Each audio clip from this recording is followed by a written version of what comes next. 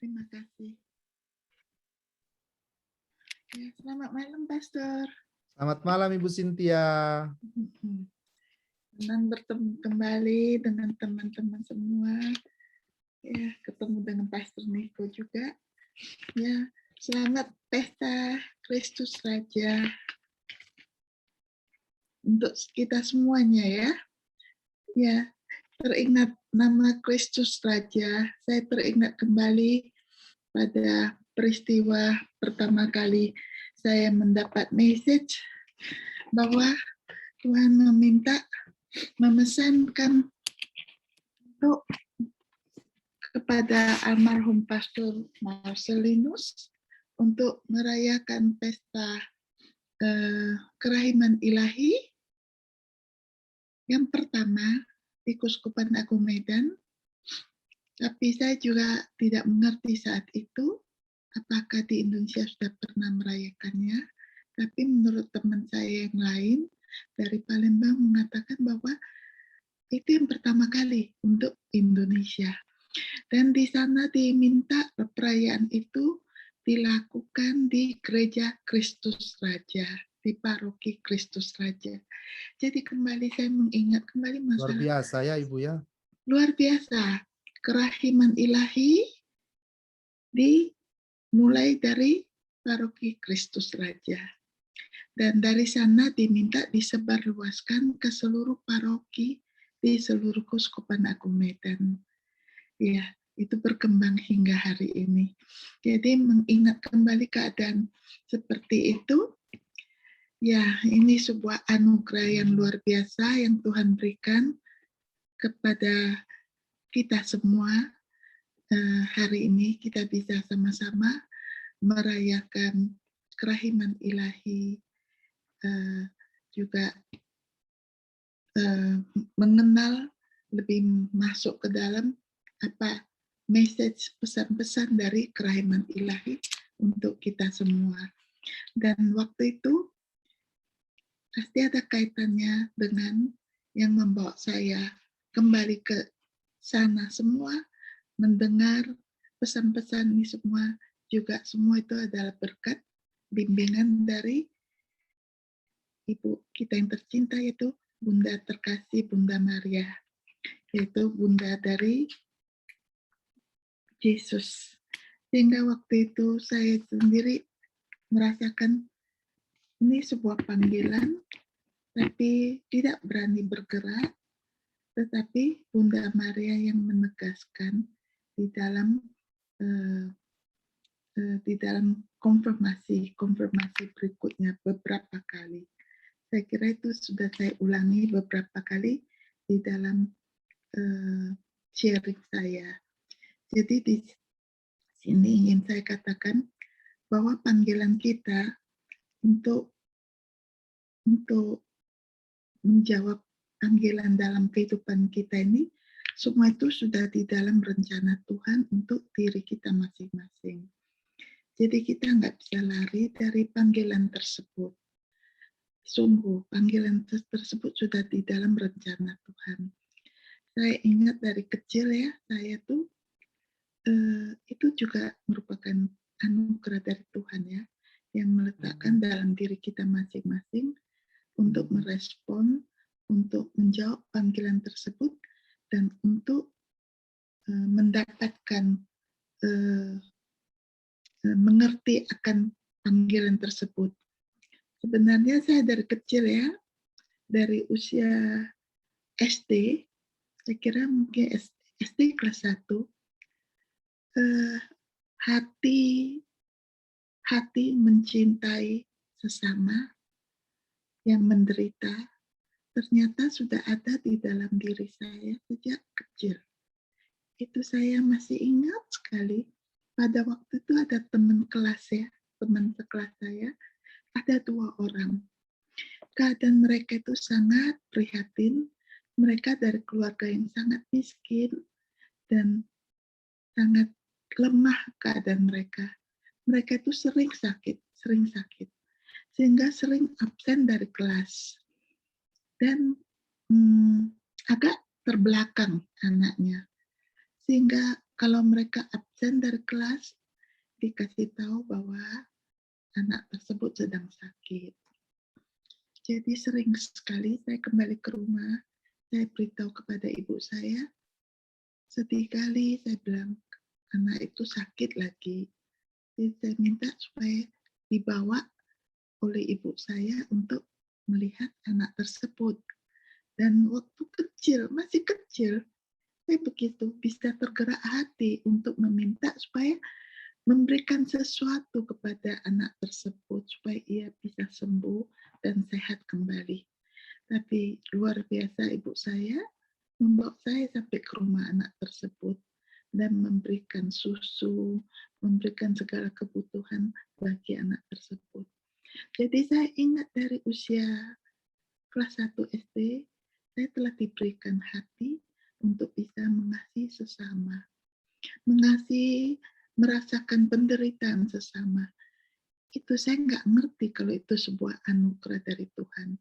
Ternyata itu berkembang terus, dan akhirnya saya juga dibimbing terus melalui doa kerendahan hati dari Bunda Maria. Selalu saya suka ikut doanya, aku ini hamba Tuhan, terjadilah padaku menurut kehendak-Mu.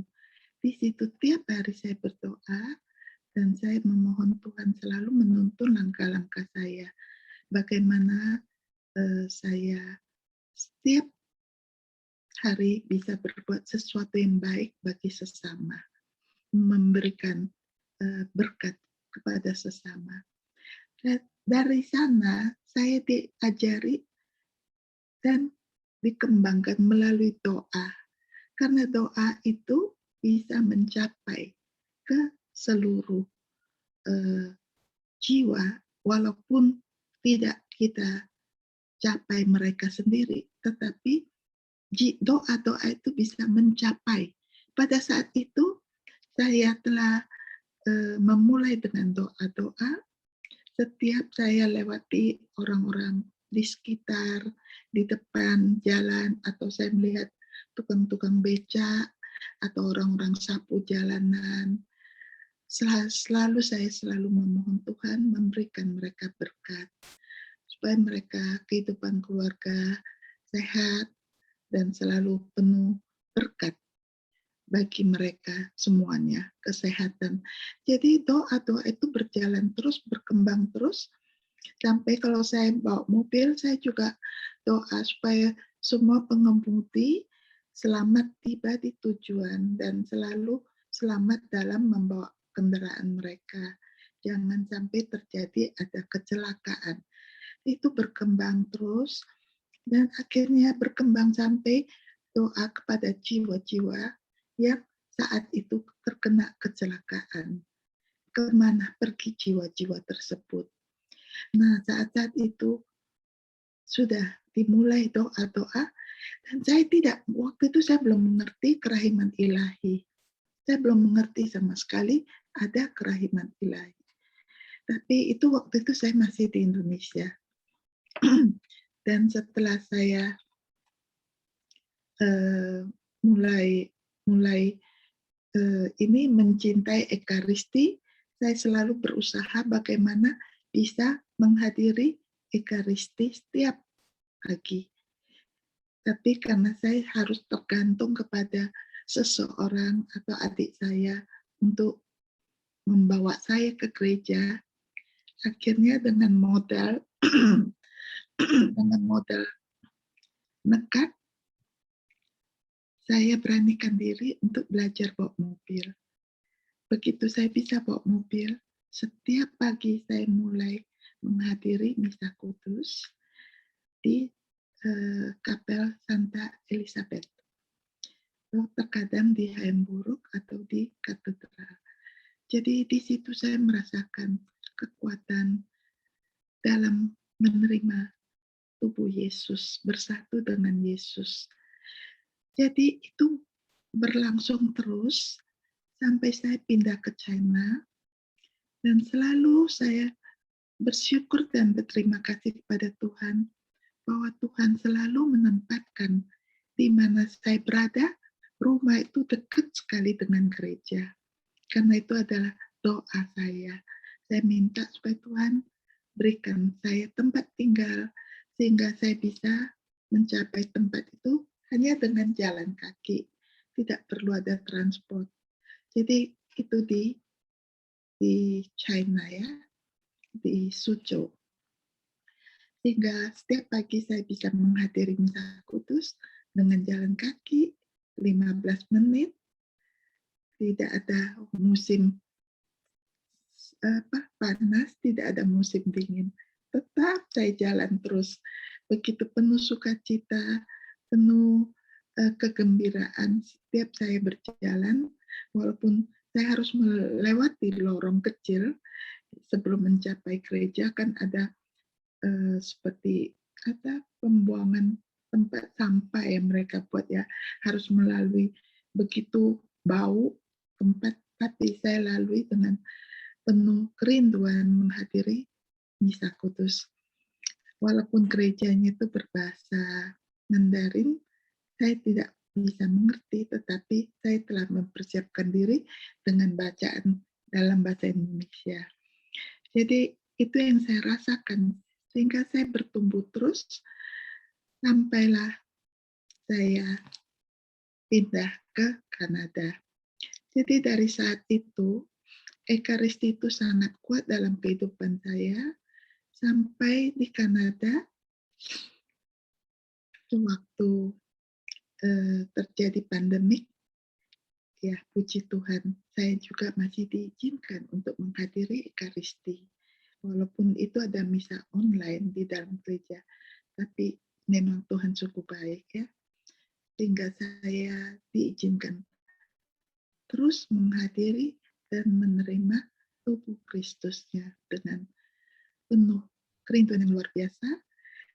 Tahu setiap saya menerima tubuh Kristus, saya selalu berterima kasih kepada Bunda Maria, kepada Santo Yosef, karena ketaatan mereka, karena kesetiaan mereka, karena iman mereka, karena cinta mereka kepada Tuhan, karena jawaban iya mereka, maka kita mendapatkan Yesus hadir di bumi sebagai juru selamat kita, sebagai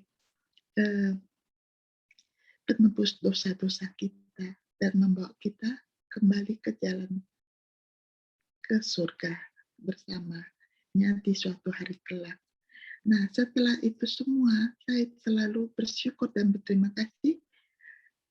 Ternyata tidak sampai di sana, Yesus juga memberikan tugas kepada saya untuk menerima panggilan untuk kembali ke Indonesia, untuk mewartakan kerahiman ilahi.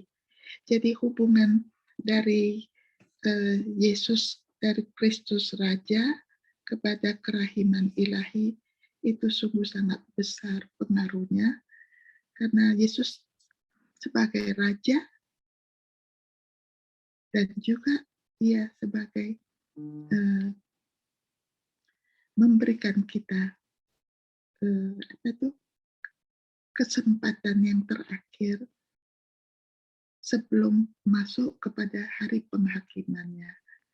Sehingga saat-saat ini adalah rahmat yang penuh belas kasih, di mana pintu belas kasih masih terbuka lebar, kita masih bisa mempergunakan kesempatan ini semua dengan baik, dan sungguh-sungguh bertobat, dan mempersiapkan diri sebelum pintu kerahimannya tertutup.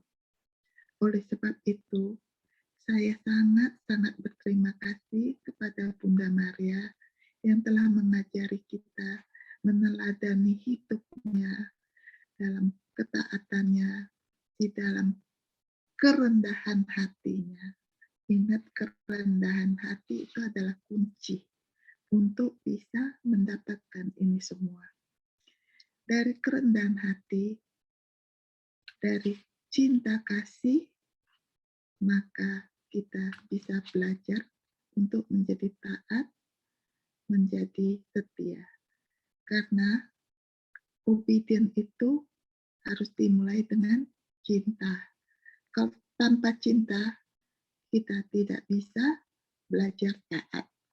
Cinta kepada Allah Bapa, kepada Yesus, kepada Roh Kudus, melalui teladan Bunda Maria yang Ia berikan kepada kita sebagai putri-putranya, dan Ia telah memberikan banyak teladan yang harus kita belajar, yang harus kita teladani, yang harus kita sungguh-sungguh menyelaminya dan memohon untuk memohon bimbingannya.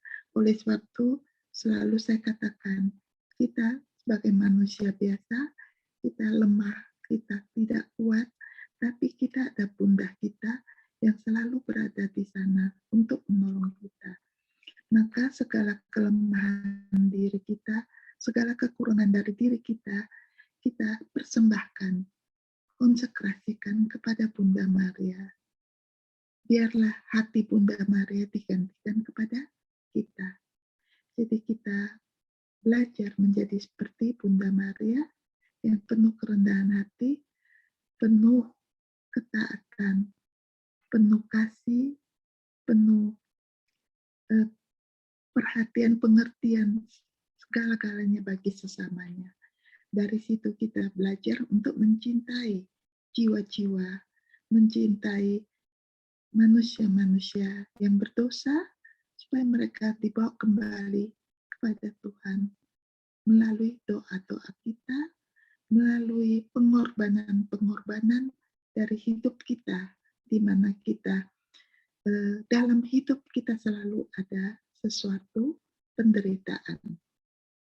Alangkah indahnya penderitaan yang kita alami itu kita persembahkan, selalu ingat kepada Bunda Maria, supaya Ia membawakan persembahan dari doa-doa kita bersama penderitaan kita ke seluruh meja Ekaristi untuk dipersembahkan, untuk disatukan dengan perayaan Ekaristi di seluruh dunia. Dan saat itu kita punya persembahan disatukan dalam Ekaristi. Maka kita tidak boleh lagi ada kekhawatiran atau kegusaran mengenai segala-segalanya yang terjadi dalam hidup kita. Bunda Maria yang akan menyelesaikan untuk kita semua.